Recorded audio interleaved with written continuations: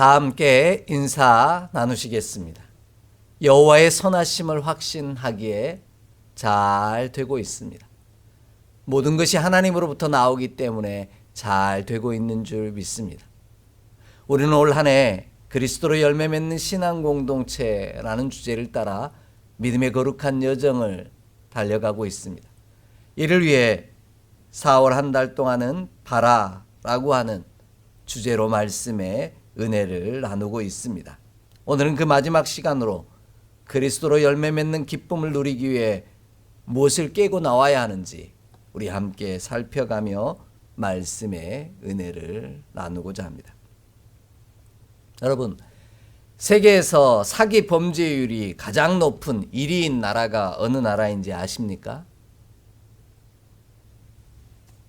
바로 세계에서 치안이 가장 잘 되어 있어 가장 안전한 나라라고 이야기하는 대한민국입니다.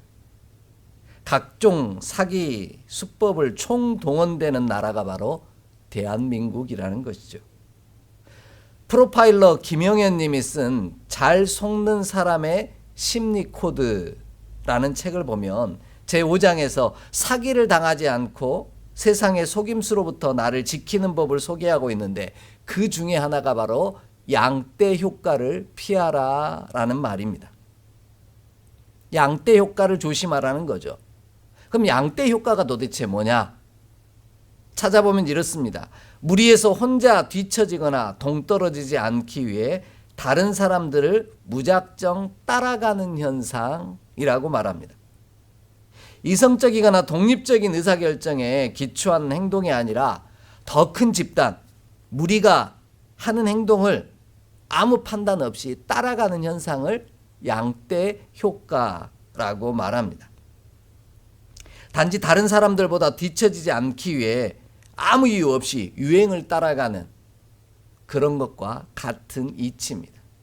쉽게 설명하면 이런 거겠죠. 여러분, 어느 지역에 가서 식당에 들어가서 식사 한 끼를 해야 되는데 여러분은 어떤 집에 들어가십니까? 예를 들면 이런 거죠. 사람이 별로 없는 식당에 들어가십니까? 아니면 사람이 많은 식당에 들어가십니까? 거의 대부분이 사람이 많은 식당에 들어가실 겁니다. 그 집은 어떻다라고 생각하니까요? 맛있는 집이겠구나 라고 생각하기 때문이라는 거죠. 그런데 그렇게 들어갔지만 실상 별로 맛이 없는 그런 경험들을 하게 되기도 합니다. 또 사람들이 많으면 나도 그 무리 가운데 있으면 안정감을 느낀다는 거죠. 자녀들이 주변에 보면 다 학원을 다니는데 우리 자녀만 안 다녀도 괜찮나? 별로 중요하지도 않고 또 원하지도 않지만 그 무리에 속해 있어야만 안정감을 느끼는 심리적 현상을 양떼 효과라고 말한다는 거죠. 맛집을 찾을 때도 그렇지 않습니까? 맛집을 찾다 보면 먼저 검색합니다. 맛있는 집 하고 검색하면 쫙 뜨죠. 그러면 그 다음에 좀 꼼꼼한 사람들은 리뷰라는 것을 봅니다. 그래서 이 집은 괜찮은 것 같아 하고 찾아가 보면 그리 맛집은 아닌 것 같은 느낌을 받을 때가 있죠. 그래서 또 다른 검색어 하나를 더 칩니다. 현지인 맛집 이라고 치면 또 현지인들이 답을 단 것 같은 글들이 있죠. 근데 그 집들 중에서 가장 많은 리뷰가 있고 가장 많은 사람이 찾은 것 같은 집을 맛집이라고 생각한다라는 거죠. 그런데 각자의 입맛은 어떻습니까? 다르다는 거죠.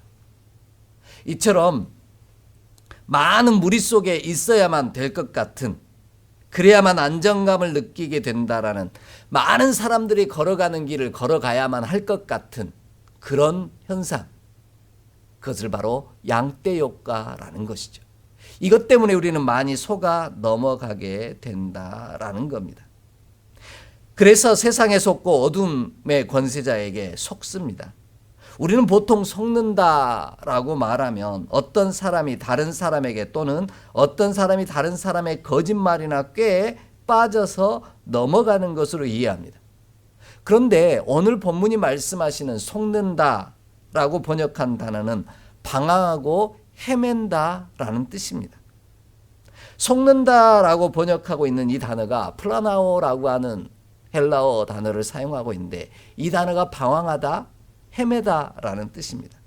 속는 것 자체가 문제가 아니라 속는 순간 방황하고 헤매므로 말미암아 주어진 시간들을 낭비하게 된다라는 겁니다. 진짜 가야 할 길이 있는데 그 길을 걷지 못하게 만들어 버린다라는 것이죠. 그래서 속지 말라는 겁니다. 이처럼 속지 않기 위해 하나님께서는 많은 사람이 가는 길, 곧 양떼 효과를 따라 걸어가지 말라고 말씀합니다. 이것이 영적 예배요, 하나님의 사람으로 살아가는 방법이요, 새로운 삶을 시작하는 것이라고 분명하게 말씀합니다. 이런 사실을 극명하게 보여주는 말씀이 하나 있습니다. 바로 마태복음 7장 13절로 14절의 말씀입니다. 본문을 보면 이렇게 나옵니다. 좁은 문으로 들어가라. 멸망으로 인도하는 문은 크고 그 길이 넓어 그리로 들어가는 자가 많고 생명으로 인도하는 문은 좁고 길이 협착하여 찾는 이가 적음이라. 아멘. 양떼 효과라는 이 단어를 심리적 효과를 따라 해석하면 예수님의 말씀은 틀린 말이 되어버립니다. 그러나 오늘 예수님께서는 좁은 길이요 좁은 문이 되신 예수님을 따라 새로운 길, 곧 생명의 길을 걸어가라고 말씀하십니다. 그 길을 찾는 이가 많지 않다 할지라도 그 길을 찾아 걸어가라고 분명하게 말씀합니다. 그리하면 우리는 시험 가운데 승리함으로 피조물 중에 첫 열매가 되는 놀라운 복을 누릴 수 있다라는 것이죠. 그러므로 우리는 사람의 숫자와 세상의 유혹에 속아 방황하지 아니하기를 원합니다. 잠자는 자들의 첫 열매가 되신 예수님을 따라가기를 소망합니다. 그리하면 우리도 예수님처럼 새로운 시대를 여는 새 피조물 가운데 첫 열매가 되는 놀라운 축복을 받아 누릴 줄 믿습니다. 이 귀하고도 복된 은혜가 저와 여러분의 삶 가운데 가득하기를 간절히 소망합니다. 그럼 어떠할 때 속지 아니하고 하나님을 따라 예수님처럼 첫 열매가 되는 축복의 역사를 이룰 수 있을까요? 가장 먼저 오늘 본문은 이렇게 말합니다. 세상과 어둠의 권세 가운데 속아 방황하지 않기 위해서는 온갖 좋은 은사, 온전한 선물이 다 위로부터 내려온다는 사실을 알고 기억하라고 말씀하십니다. 17절 말씀 함께 읽겠습니다. 17절 말씀입니다. 온갖 좋은 은사와 온전한 선물이 다 위로부터 빛들의 아버지께로부터 내려오나니 그는 변함도 없으시고 회전하는 그림자도 없으시니라. 아멘. 하나님이 분부하신 명령을 따라 시험 가운데 속지 않기 위해서는 가짜와 진짜를 분별할 줄 알아야 합니다. 무엇이 진짜요? 무엇이 가짜인지 알지 못하면 우리는 여전히 속아 넘어가 방황할 것입니다. 그래서 하나님은 아주 중요한 기준 하나를 우리에게 제시하십니다. 그것은 진짜는 세상으로부터 오지 않는다라는 겁니다. 진짜는 오직 위로부터 곧 하나님으로부터 내려온다라는 것이죠. 위로부터 내려온다는 말은 빛들의 아버지로부터 곧 하나님으로부터 내려온다라는 겁니다. 왜냐하면 하나님이 곧 빛이시기 때문입니다. 하나님으로부터 온 것이 아니라면 그것은 다 가짜라는 것이죠. 그것들의 이야기에 우리가 넘어가 방황하고 헤맨다면 우리는 속고 있다라는 뜻이 되어버립니다. 달리 말하면 하나님께서에게서 온 것이 아니면 진짜가 아니니 그들에게 속지 말라는 겁니다. 마지막 시험의 때 하나님께로부터 온 것이 아니라면 그들을 따라가지 말라는 말씀입니다. 그래야만 진짜를 분별함으로 피조물 중에 첫 열매가 되는 놀라운 축복을 누릴 수 있다라는 것이죠. 이처럼 세상이 주는 시험 가운데 속아 방황하지 않기 위해서는 온갖 좋은 선물과 은사와 온전한 선물이 다 위로부터 내려온다는 사실을 기억해야 합니다. 어디로부터 오든지 곧 공급하시는 이가 누구인지 알아야만 한다라는 말입니다.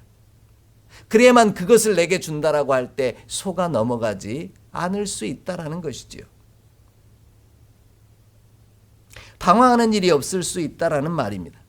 그러나 어둠의 권세자와 세상은 우리를 향하여 끊임없이 온갖 좋은 은사와 온전한 선물들을 내가 줄 수 있다라고 말합니다.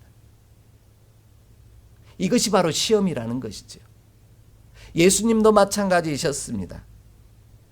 예수님의 유혹했던 마귀도 예수님에게 내가 다 줄 수 있다라고 이야기합니다. 하지만 온갖 좋은 은사와 온전한 선물은 다 하나님에게서 오는 것입니다. 하나님이 창조주 되시기 때문이죠. 이러한 사실을 예수님께서는 친히 시험을 당하심으로 우리에게 가르쳐 주셨습니다. 함께 좀 찾아 읽겠습니다. 마태복음 4장 3절로 4절의 말씀입니다. 마태복음 4장 3절로 4절의 말씀입니다. 함께 봉독합니다. 시험하는 자가 예수께 나와서 이르되 내가 만일 하나님의 아들이거든 명하여 이 돌들로 떡덩이가 되게 하라. 예수께서 대답하여 이르시되 기록되었으되 사람이 떡으로만 살 것이 아니요 하나님의 입으로부터 나오는 모든 말씀으로 살 것이라 하였느니라 하시니 아멘. 우리가 알고 있는 것처럼 마귀는 예수님을 시험합니다.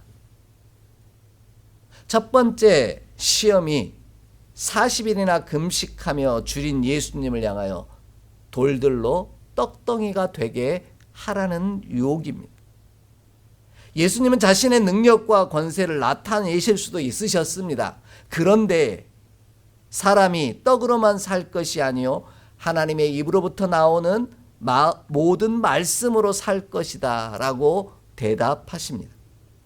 이는 단순히 사람이 떡으로만 사는 게 아니라 먹고 마시는 것으로만 사는 것이 아니라 하나님의 말씀으로 산다는 뜻을 뛰어넘습니다.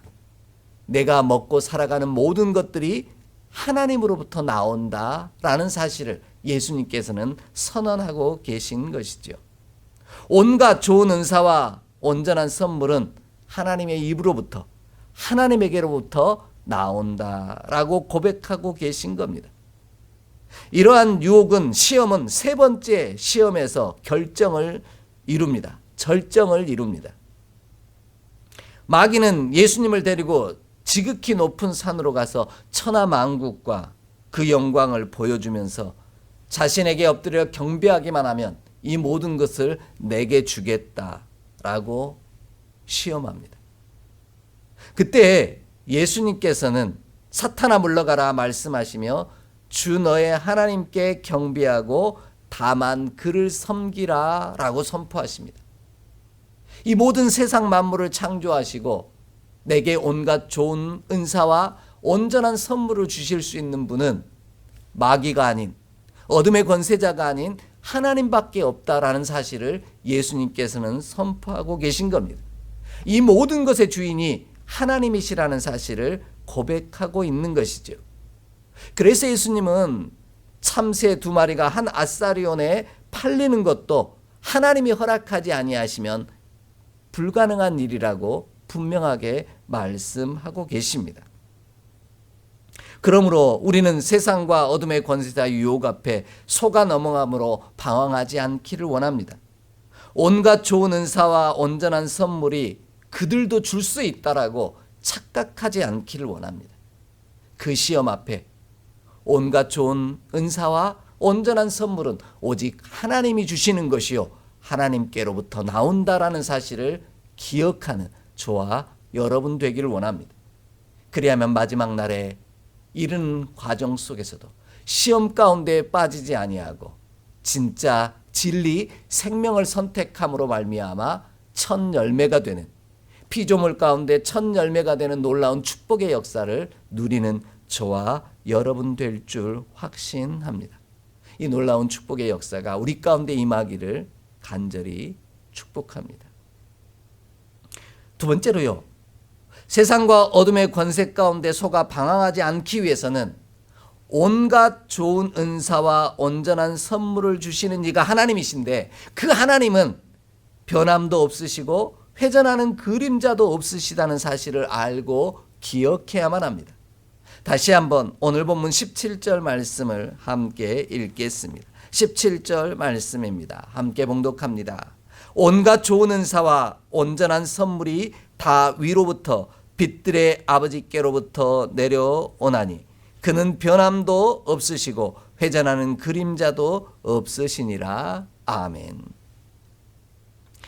우리가 속아 방황하지 않기 위해서는 우리에게 온갖 좋은 은사와 온전한 선물을 주시겠다고 하시는 이가 누구인지를 알아야 합니다.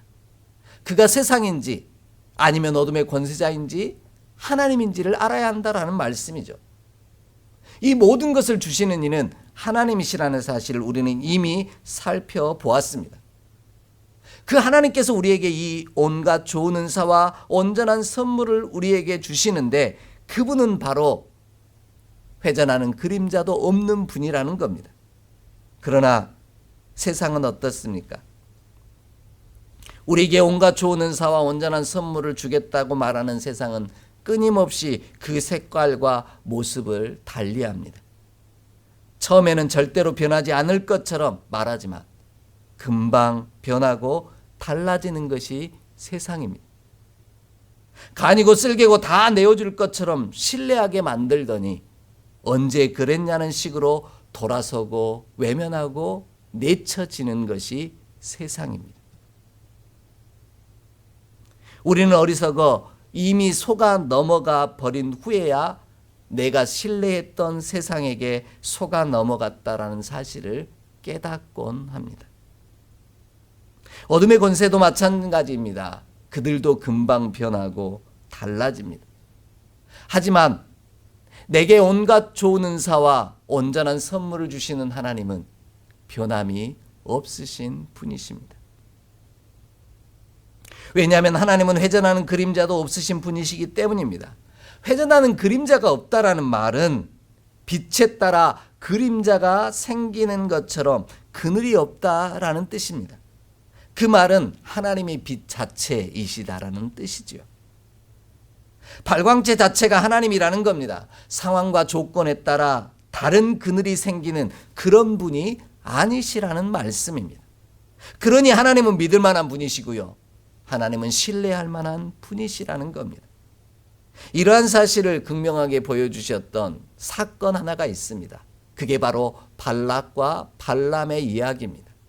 우리 좀 함께 찾아 읽겠습니다. 민수기 23장 19절로 20절의 말씀입니다.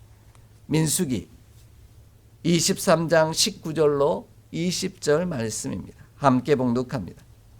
하나님은 사람이 아니시니 거짓말을 하지 않으시고 인생이 아니시니 후회가 없으시도다.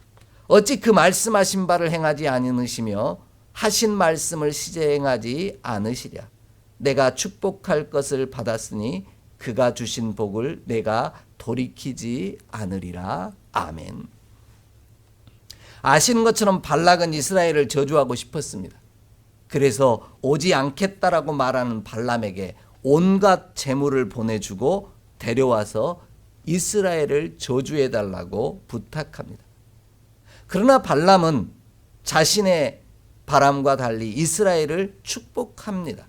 그러면서 한 이야기가 하나님이 축복하신 그 복을 내가 돌이킬 수 없다라고 말합니다. 그러자 발락은 이 이스라엘을 저주하는 일을 포기하지 않습니다. 그래서 발락이 한 행동이 뭐냐면요, 발람을 다른 곳으로 데려가는 겁니다. 두 번째, 세 번째 다른 곳으로 데려갑니다. 바라보는 위치가 달라지면 내용도 달라질 것이라고 발락은 생각한 겁니다. 이게 세상의 방법입니다. 그런데 하나님은 한 번 축복하신 이스라엘을 저주할 이유가 없으셨다라는 것이죠. 그래서 발람을 통해 장소를 옮겼음에도 불구하고 사람이 제 아무리 저주하려고 했던 이스라엘을 저주하고 싶어도 저주할 수 없는 백성으로 사용하신다라는 겁니다. 왜냐하면 하나님은 변개함이 없으시고 회전하는 그림자도 없으신 분이시기 때문이라는 말씀입니다. 온갖 좋은 은사와 온전한 선물을 주시는 하나님께서 이스라엘을 저주할 것을 용납하지 아니하셨다라는 겁니다. 이처럼 하나님은 변하지 아니하시는 분이시요 그의 부르심과 은사에는 후회하심이 없는 분이십니다. 그러기에 하나님은 우리가 믿을 만한 분이요 신뢰할 만한 분입니다. 변하지 않는 분이시라는 말씀입니다. 그러므로 우리는 변하지 아니하고 한결같으시기에 신뢰할 만한 하나님의 말씀을 따라 걸어가기를 원합니다. 사람들이 비록 많이 가는 넓고 큰 문이 아닌, 넓은 길이 아닌, 사람들이 별로 가지 않는 것 같은 길이라 할지라도 양떼 효과를 따라 그들에게 속아 넘어가 세상이 가는 길로 가지 아니하고 하나님이 분부하시고 명령하신 길 위에 서 있는 저와 여러분의 발걸음이 되기를 원합니다. 그리하면 예수님이 그러하셨던 것처럼 우리도 피조물 중에 첫 열매가 되는 놀라운 축복의 역사를 저와 여러분 가운데 허락하실 줄 믿습니다. 이 놀라운 축복의 역사가 우리 가운데 임하기를 간절히 소망합니다. 마지막으로요. 하나님은 우리로 세상과 어둠의 권세자에게 속아 방황하지 않게 하시려고 피조물 중에 첫 열매가 되게 하셨다라고 말씀합니다. 이를 위해 진리의 말씀으로 우리를 낳으셨습니다. 오늘 본문 18절 말씀을 함께 읽겠습니다. 18절 말씀입니다. 함께 봉독합니다. 그가 그 피조물 중에 우리로 한 첫 열매가 되게 하시려고 자기의 뜻을 따라 진리의 말씀으로 우리를 낳으셨느니라. 아멘. 우리가 세상과 어둠의 권세자 가운데 속지 아니하므로 방황하지 않고 오직 온갖 좋은 은사와 온전한 선물을 주시는 이가 하나님이심을 믿고 하나님만 신뢰하며 그를 따라가면 우리로 피조물 중에서 첫 열매가 되게 하신다라고 약속하고 계신 겁니다. 그래서 어둠의 권세자에게 세상과에게 속아 방황하지 않는 자가 되기를 원하셨습니다. 하나님의 것으로 삼으시기 위해서였습니다. 그래서 하나님이 우리를 향하여 첫 열매라고 불러주신 이 단어가 바로 아팔케라고 하는 단어를 헬라어를 사용하고 있습니다. 지난주에 살펴본 것처럼 잠자는 자들의 첫 열매가 되게 하신 예수님께 사용하셨던 단어를 똑같이 우리에게도 사용하고 계신다라는 겁니다. 얼마나 큰 축복이고 은혜인지 모릅니다. 단지 한 수식어만 붙었습니다. 피조물 중에서. 예수님과 같은 은혜를 우리에게 주시는데 단지 우리는 하나님이 아닌 피조물 중에서 예수님과 같은 놀라운 축복의 열매를 누리게 하신다라는 겁니다. 하나님은 우리들도 예수님과 같이 여기시기를 기뻐하신다라는 뜻입니다. 얼마나 큰 축복입니까? 하나님은 우리가 예수님처럼 피조물 중에서 새로운 시대의 문을 여는 믿음의 거룩한 첫 열매가 첫 재물이 되기를 원하셨습니다. 그래서 우리를 향하여 세상의 시험 가운데 어둠의 권세자들의 유혹 가운데 시험 가운데 속아 넘어가 방황하지 말라고 말씀하고 계십니다. 시험의 때에 속아 어둠의 권세자에게 속아 넘어감으로 말미암아 넘어진 자들 가운데서 다시 일어나 생명을 시작하는 자가 되라고 말씀하고 계십니다. 이를 위해 하나님은 자기의 뜻을 따라 진리의 말씀으로 우리를 낳으셨습니다. 우리를 낳았다는 말은 무슨 뜻입니까? 새롭게 태어났다는 뜻이지요. 거듭났다는 뜻입니다. 중생했다라는 뜻이기도 하지요. 나의 수고와 능력으로 다시 태어난 것이 아니라 하나님이 주신 온갖 좋은 은사와 온전한 선물로 말미암아 거듭남의 축복을 받았다라는 뜻입니다. 그리하여 세상의 종이 아닌 하나님의 자녀가 되는 복을 누리게 하셨다라는 것이죠. 어둠의 자녀가 아닌 빛의 자녀가 되게 하셨다라는 겁니다. 이러한 사실을 예수님께서는 분명하게 우리에게 증거하고 계십니다. 함께 좀 찾아 읽겠습니다. 요한복음 1장 9절로 13절의 말씀입니다. 요한복음 1장 9절로 13절의 말씀입니다. 참빛 곧 세상에 와서 각 사람에게 비추는 빛이 있었나니 그가 세상에 계셨으며 세상은 그로 말미암아 지은 바 되었으되 세상이 그를 알지 못하였고 자기 땅에 오매 자기 백성이 영접하지 아니하였으나 영접하는 자 곧 그 이름을 믿는 자들에게는 하나님의 자녀가 되는 권세를 주셨으니 이는 혈통으로나 육정으로나 사람의 뜻으로 나지 아니하고 오직 하나님께로부터 난 자들이니라. 아멘. 예수님은 당신을 빛이라고 설명합니다. 그리고 하나님은 빛들의 아버지가 되신다라고 분명하게 오늘 본문에서 이야기합니다. 결국 하나님 앞에서 하나님은 말씀하신 것처럼 회전하는 그림자도 없고 빛으로 우리 가운데 찾아오셨다라는 것이죠. 그러기에 우리가 그 빛 대신 예수 그리스도를 영접하는 자는, 그 이름을 믿는 자들에게는 하나님의 자녀로 다시 태어나는 축복을 허락하신다라는 것입니다. 이것이 우리가 잠자는 자들의 첫 열매가 되셨던 예수님처럼 피조물 중에서 첫 열매가 되어 날마다 부활을 사는 삶인 줄 믿습니다. 이 거룩한 은혜를 위하여 세상의 시험 가운데 속아 넘어가지 않기를 원하고요. 사람들이 많이 가는 것이라 그 길이 진리라고 착각하며 따라가는 양떼 효과에 속지도 않기를 원하고요. 어둠의 권세자가 다 줄 수 있다라고 말하는 그 속임수에도 넘어가지 않기를 원합니다. 온갖 좋은 은사와 온전한 선물은 오직 하나님께로부터 나오는 것이기에 하나님의 말씀을 따라 비록 좁은 문이요 좁은 길일지라도 예수님처럼 그 길을 함께 걸어가는 저와 여러분 되기를 원합니다. 그리하면 하나님께서 진리의 말씀을 따라 우리를 친히 거듭나게 하사 피조물 가운데서 예수님처럼 잠자는 자들의 첫 열매가 되게 하시는 놀라운 축복을 저와 여러분 가운데 허락하실 줄 믿습니다. 이 귀한 축복이 저와 여러분의 삶 가운데 가득하기를 간절히 소망하고 축복합니다. 기도하겠습니다. 하나님, 예수 그리스도께서 친히 하나님의 말씀을 따라 걸어가므로 잠자는 자들의 첫 열매가 된 것처럼 우리도 피조물 가운데서 하나님께 드려질 거룩한 산 제물이요 열매 되기를 원하며 믿음의 첫 열매로 살아가기 원하시니 그 은혜에 감사합니다. 그 놀라운 축복을 살기 위해 우리도 예수님처럼 세상의 시험 가운데 속아 넘어가지 말게 하시옵시고 오직 모든 것이 하나님께서 나오고 하나님으로 말미암고 하나님께로 돌아간다는 사실을 기억하게 하여 주옵소서. 그리하여 좁은 문, 좁은 길을 따라 주님과 함께 동행하게 하사 우리도 잠자는 자들 가운데서 다시 일어나 새 시대를 열며 새 생명의 시대를 열어가는 부활의 첫 열매로, 은혜의 첫 열매로 살아가게 하여 주옵소서. 우리 주 예수 그리스도의 이름으로 축복하며 기도하옵나이다. 아멘.